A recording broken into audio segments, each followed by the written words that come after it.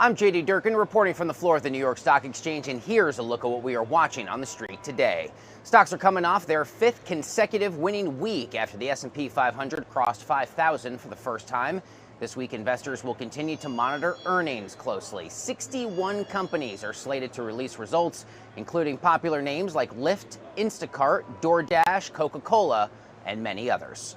Traders will also be keeping a close eye on some key economic data in the days ahead. An inflation report Tuesday and retail sales out Wednesday. These reports will be monitored for any hints into the central bank's next move on interest rates.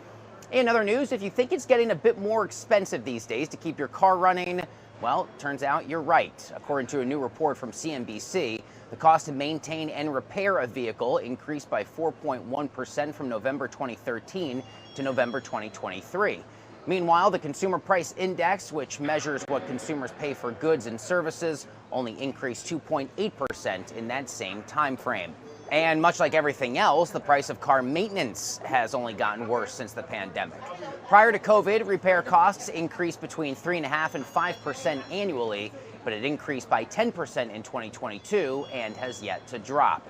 A big reason the prices have gone up is labor costs. Since 2019, the average labor rate for repairs has increased from less than $50 an hour to nearly $60 an hour at the end of 2023. Another reason is the rising cost of car parts. In 2022, car parts made by automakers increased 10%, and aftermarket parts, which are made by other manufacturers but are often designed to be compatible with several different vehicles, went up by 17%. So if you didn't have enough incentive to do so already, this is just another reason, of course, to drive safely. That'll do it for your daily briefing from the floor of the New York Stock Exchange. I'm JD Durkin with TheStreet.